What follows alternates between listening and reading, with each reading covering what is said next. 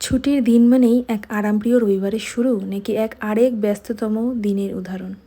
তোমরা কে কীরমভাবে রবিবার দিনটা কাটাও একটু বলে থেকো। আমি শম্পা সাহা চলে এসেছি আবার একটা নতুন ভিডিওর মধ্যে দিয়ে। তোমরা কেমন আছো? আমি ভালো আছি। আমার কিন্তু প্রত্যেকটা দিন শুরু হয় আমার শাশুড়ি মার হাতের বানানো এই জুসটির মধ্যে দিয়ে।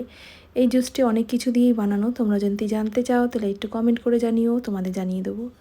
এখনও কিন্তু বিলাসপুরে রোদের মুখটা দেখা যায়নি, মেঘাচ্ছন্ন আকাশ, ঠান্ডা ঠান্ডা ভাব, ওয়েদারটা কিন্তু খুবই খারাপ।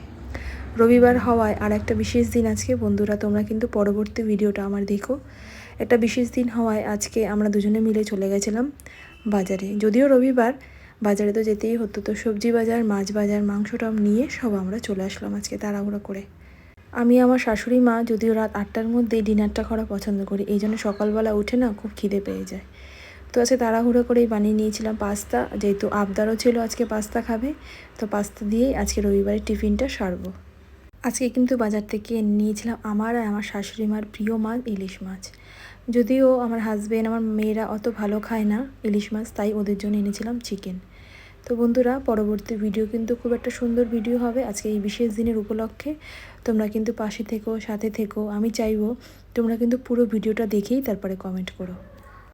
পাস্তা কিন্তু তাদের পছন্দের নাস্তা, তাই রবিবারের সকালটা তাদের জমে গিয়েছিল। আমি আর আমার শাশুড়ি মা কিন্তু পাস্তা খাই না, তো আমরা সকালবেলা খেয়ে নিয়েছিলাম মুড়ি, চা আর নিমকি।